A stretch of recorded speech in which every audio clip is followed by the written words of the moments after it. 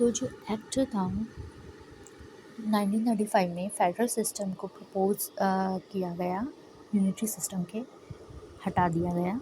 उसमें constituent units federation में कौन थी? गवर्नर्स, प्रोविंसेस कहलाती थी, और इंडियन स्टेट्स फेडरेशन में। जो स्टेट्स थे फेडरेशन में, वो जो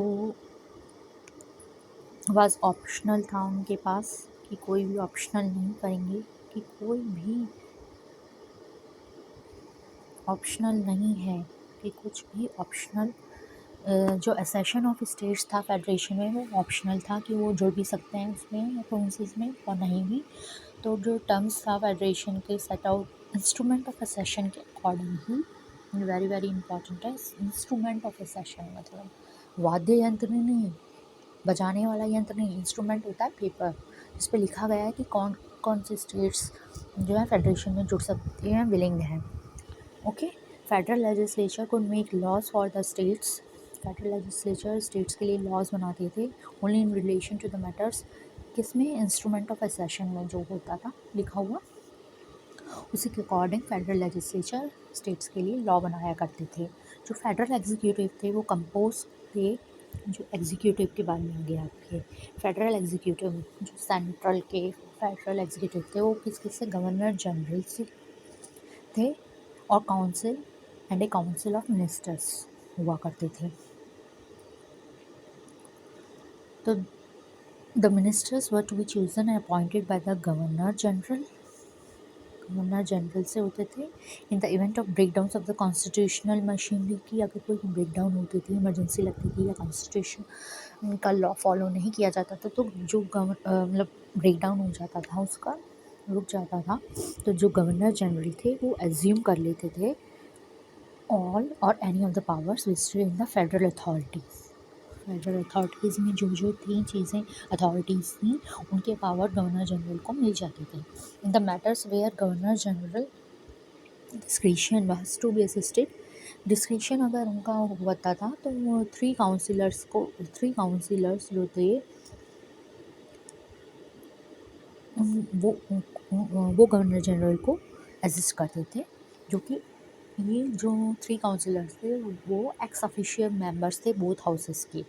एक्स ऑफिशियल मतलब इनको असिस्ट भी करते थे और मेंबर्स भी थे दूसरे ऑफिस के, यानी कि बोथ हाउसेस के, without the right to vote. उनको वोट का राइट नहीं था। But the ministers could be invited to deliberate the councillors. Ministers को इन्वाइट किया जाता था, वो काउंसिलर्स के साथ बैठे। ओके,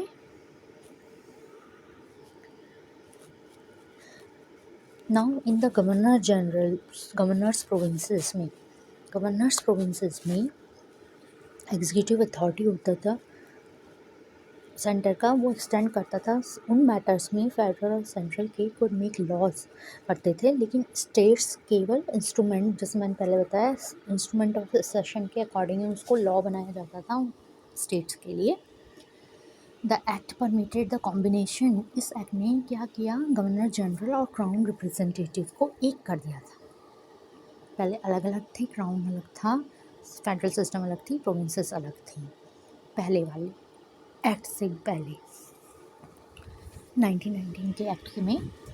फिर इस एक्ट ने क्या किया? गवर्नर जनरल और क्राउन रिप्रेजेंटेटिव को भी मिला दी। सेकंड पॉइंट हो गया आपका, जो कि नोट डाउन करने वाला है। फेडरल लेजिस्लेचर जो था, फेडरल एग्जीक्यूटिव के बारे में बताया मैंने। फेडरल लेजिस्लेचर क्या कह रहा है कि कंसिस्ट होता था किंग के बारे में, रिप्रेजेंटेड बाय, जो कि गवर्नर जनरल, और टू हाउसेस, जो कि लेजिस्लेटिव असेंबली और लोअर हाउस कहते थे, और upper house council of states था, उसको कहते थे। तो जो लोअर हाउस थे वो कंसिस्ट थे 375 मेंबर्स के, और जो upper house council of minister वो 260 मेंबर्स का था।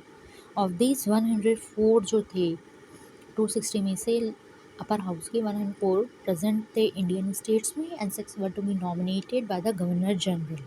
गवर्नर जनरल के द्वारा नॉमिनेट किया जाता था। जो एक्ट थे वो detail provisions for solving contain the detailed provision bye means of joint sessions. Joint कोई भी अगर कुछ भी इस एक्ट में अगर कुछ भी डेडलॉक्स हुआ करते थे वो जॉइंट सेशन के द्वारा bye means of joint sessions के द्वारा लिए गए सॉल्व किया जाता था। इस बारे में इस एक्ट में डिटेल प्रोविजन है, इतना कहा गया है। नाउ गवर्नर्स प्रोविंसेस क्या कह रही हैं। गवर्नर्स प्रोविंसेस कह रहे हैं कि executive government of the provinces vested in the government. अब गवर्नर्स की प्रोविंसेस क्या कह रही हैं, आप ये ध्यान रखिए। इसमें जो था उसमें यही कह रहे हैं, इस एक्ट में ये कह रहे हैं कि जो एग्जीक्यूटिव गवर्नमेंट है वो प्रोविंसेस की जो power, the executive government of the provinces की जो एग्जीक्यूटिव पावर्स थी वो किस पे थी, वेस्टेड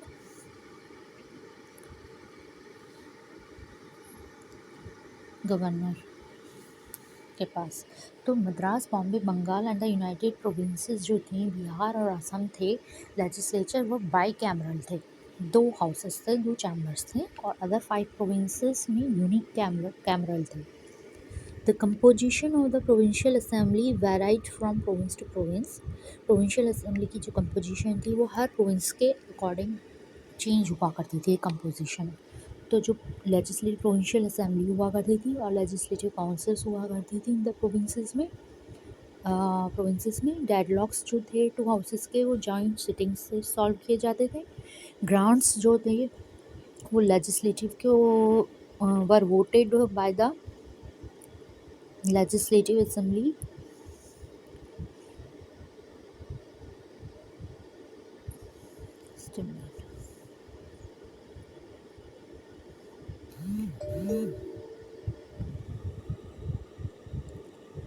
लेजिस्लेटिव असेंबली से अलोन एंड ऑल ग्रांट्स जो थे वो वोट किए जाते थे लेजिस्लेटिव असेंबली के द्वारा। Alone and all financial bills जो थे वो लोअर हाउस में ओरिजिनेट होते थे, इसी हाउस में फाइनेंशियल बिल्स। आई होप ये भी क्लियर हुआ होगा आपको। अब आते हैं फेडरल कोड के बारे में, जानते हैं कि फेडरल कोड के बारे में ये क्या कहता है एक्ट, कि इसने इस्टेब्लिश किया एक फेडरल कोर्ट, राइट, जो कि चीफ जस्टिस और 6 से ज़्यादा अदर जजेस नहीं होते थे, not more than 6। Federal court original और एडवाइजरी जुरिसडिक्शन होता था उनके पास, ठीक है। तो फेडरल कोर्ट की स्थापना हुई, DRE की स्थापना हुई, सॉरी ये प्रोविंसेस, फेडरल प्रोविंसेस के बारे में डिस्कस किया हमने।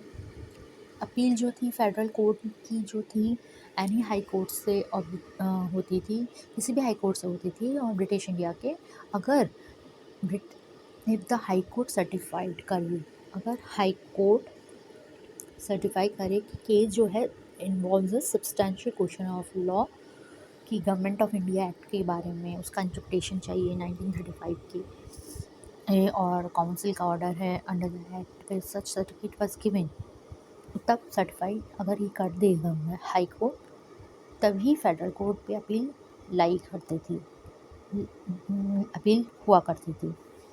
No direct appeal lay to the private council, कोई भी डायरेक्ट अपील नहीं कर सकता था प्राइवेट काउंसिल को, विद और without special appeal, sorry special leave. Special leave क्या होती है इसको मैं आपको बताऊंगी, लेकिन उससे पहले आप मुझे बताएंगे कमेंट बॉक्स में कि स्पेशल लीव क्या होता है। जैसे कि स्पेशली पिटीशन क्या होती है सुप्रीम कोर्ट की, वो क्या चीज़ है, क्या होता है। अंडर सेक्शन 203 में के सेक्शन में government of India act 1935 appeal lay to the private council from the original jurisdiction से हुआ करती थी of the federal court in the constitutional matters. Constitutional matters में और बाय इट्स लीव, उसके द्वारा और प्राइवेट काउंसिल्स के द्वारा फेडरल कोर्ट में ओरिजिनल जुरिसडिक्शन से अपील ले किया जा सकता था सेक्शन 203 में, अदरवाइज नहीं, डायरेक्ट अपील कोई नहीं हो सकती थी।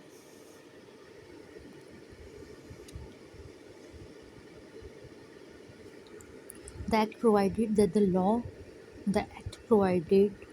law by the federal court and by any judgment of the privy council, federal court और प्राइवेट काउंसिल के जजमेंट के द्वारा बाइंडिंग हुआ था ऑल द कोर्ट्स ऑन सब ब्रिटिश इंडिया के सारे कोर्ट्स पे फेडरल कोर्ट और जजमेंट किसका, प्राइवी काउंसिल का बाइंडिंग होता था, माननीय होता था कि उनको मानना ही पड़ेगा ब्रिटिश इंडिया के कोर्ट्स को।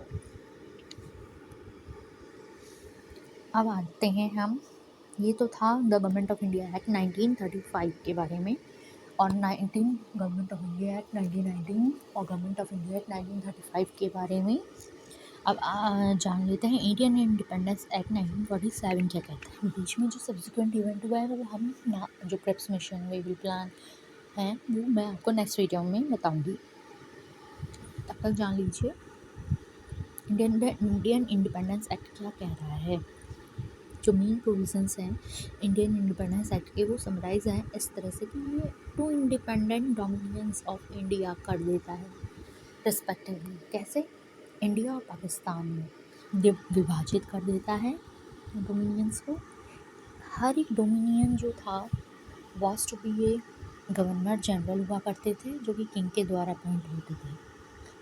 लेजिस्लेचर का लॉ जो था वो 2 डोमिनियंस व सुप्रीम माना जाता था, और कोई भी ब्रिटिश पार्लियामेंट का इंडियन इंडिपेंडेंस एक्ट के बाद 1947 के बाद कोई भी एक्ट ऐसा नहीं हुआ कि अदर लॉ पास किया गया के जो बाइंडिंग हो, सुप्रीम हो। और ये दोनों जो ये लॉ ऑफ लेजिस्लेचर था stand to the new dominions में, यानी कि इंडिया और पाकिस्तान जो विभाजित हो गए थे उनमें लागू किया गया, उन तक फैलाया गया। अब आया नेक्स्ट इसकी प्रोविज़न, जो पारामाउंटसी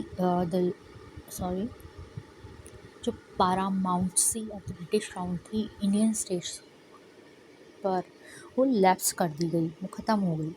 पारामाउंटसी मतलब सर्वोच्चता,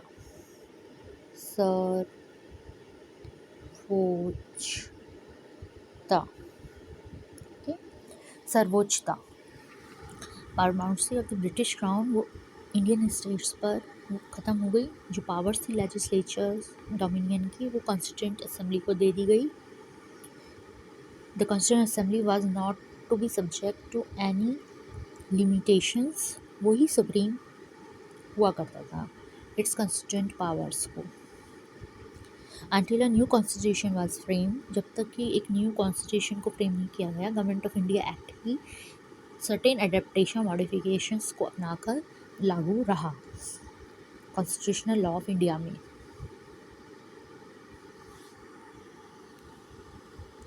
जो इंडियन इंडिपेंडेंस एक्ट था उसने रॉयल असेंट कब की गई?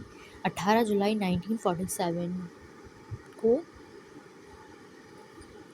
18 जुलाई 1947 में से रॉयल असेंट मिली। जब तक कि हमारा रॉयल असेंट इसलिए मिली क्योंकि अभी तक हमारा देश आज़ाद नहीं हुआ था, ब्रिटिशर्स का रूल था। भले ही गवर्नर जनरल और रॉयल की पावर एक हो गई थी तो 1935 में के एक्ट के अकॉर्डिंग। तो जो ब्रिटिश रूल था इंडिया में वो एंड हो गया अगस्त 15 1947 में। Date of coming into force of the act 19 इस जो माउंट बैटन प्लान था हमारा, the government of India the independence act 1947 जो मैंने आपको बताए, ये तीनों एक्ट्स वेरी वेरी इंपॉर्टेंट हैं। The government of India act 1919, the government of India act 1935 and the Indian independence act 1947, जो कि इन्फोर्स किया गया, कब लागू हुआ? 15 अगस्त 1947, जो कि आज़ादी का दिन है हमारे देश की। तो उस पर लागू हुआ जब ब्रिटिश रूल ख़त्म हो गया।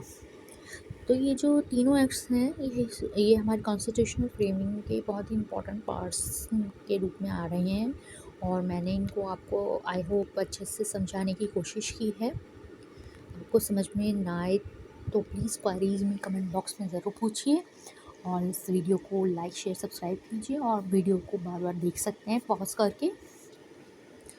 और